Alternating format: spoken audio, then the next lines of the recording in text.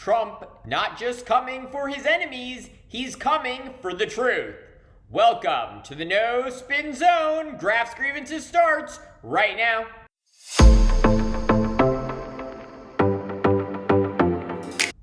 It reads like something out of a political thriller, but it's real. It's happening right now. And it should terrify every American who believes in democracy. According to the New York Times, the Secret Service surveilled former FBI Director James Comey in May after he posted a cryptic image of seashells, yes, seashells, on social media.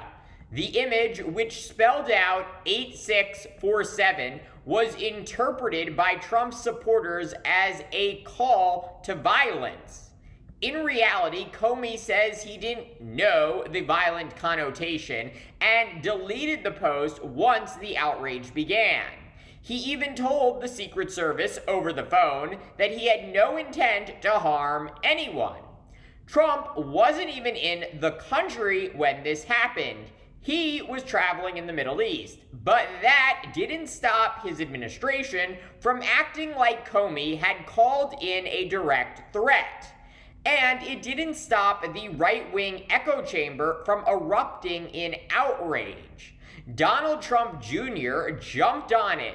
Kristi Noem, his now Homeland Security Secretary, declared that Comey had, quote, called for the assassination of Donald Trump. Tulsi Gabbard, Trump's director of national intelligence, went on Fox News and said Comey should be, quote, put behind bars. And Trump himself claimed, quote, a child knows what that meant.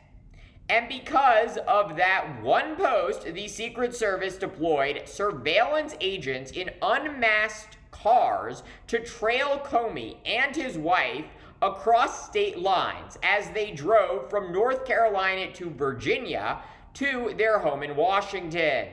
Federal agents were stationed at Comey's home, tracking his cell phone, waiting for him to return. Comey is a lifelong law enforcement professional. He led the FBI. He has no violent history, and he was a registered Republican for decades. And yet, he was treated like an active threat to national security, not because of what he did, but because of who he once investigated. The phrase exigent circumstances was cited to justify the surveillance, but the Trump administration never explained what the emergency actually was. There wasn't one.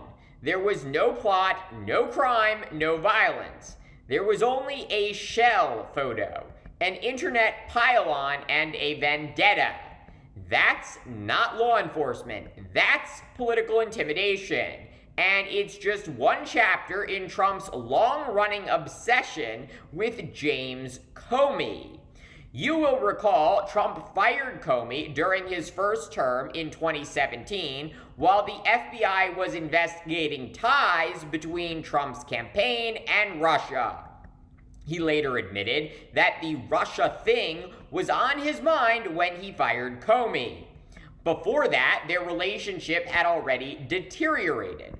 Comey refused to swear loyalty, refused to support Trump's false claims that Obama spied on him, and confirmed under oath that the FBI was investigating the Trump campaign. That moment turned Comey from a respected Republican lawman into public enemy number one in Trump's eyes. During his first term, Trump repeatedly pressured the Justice Department to indict Comey. He told one White House chief of staff he wanted the IRS to go after Comey. He even ordered White House counsel Don McGahn to direct the DOJ to prosecute Comey and Hillary Clinton. McGahn refused and warned Trump he could be impeached for abuse of power. But that didn't stop Trump. Comey was subjected to a leak investigation. He was scrutinized for how he handled internal memos. And then in 2019, he got the news. His 2017 tax returns would undergo the most invasive kind of IRS audit, the kind tax experts call, quote, an autopsy without the benefit of death. Out of 153 million individual tax returns filed that year, only about 5,000 were selected for that level of scrutiny. The odds were roughly 1 in 30,600, and somehow Comey was one of them. 2 years later, in 2021, the same kind of audit was launched against former FBI Deputy Director Andrew McCabe, another frequent Trump target. The odds? About 1 in 19,250.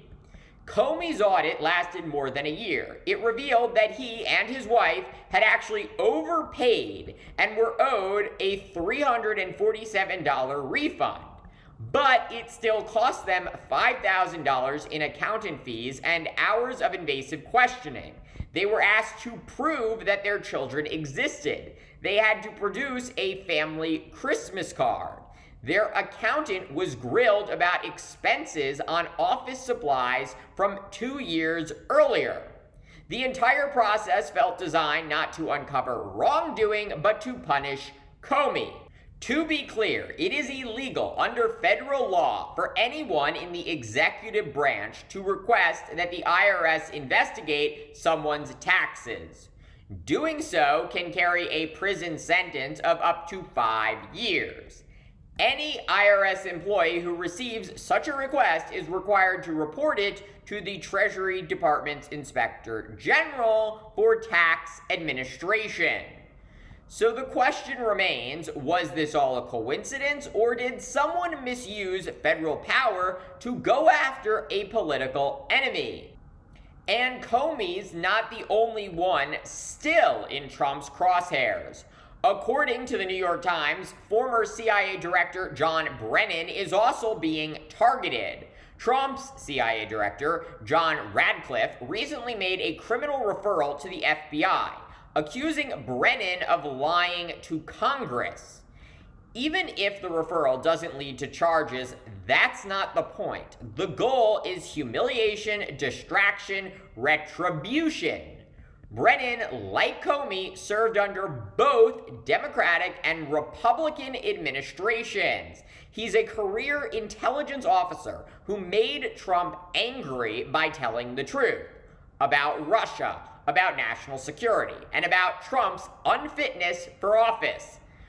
He endorsed Kamala Harris in 2024. He criticized Trump openly, and now he's under criminal referral. The reason? A new review of the CIA's 2016 assessment of Russia's interference in the election. Even Trump's own former Attorney General, Bill Barr, admitted in 2020 that there was no evidence of improper CIA activity. So again, what's the purpose of this? To scare, to punish, to tell the intelligence community, think twice before you contradict Donald Trump.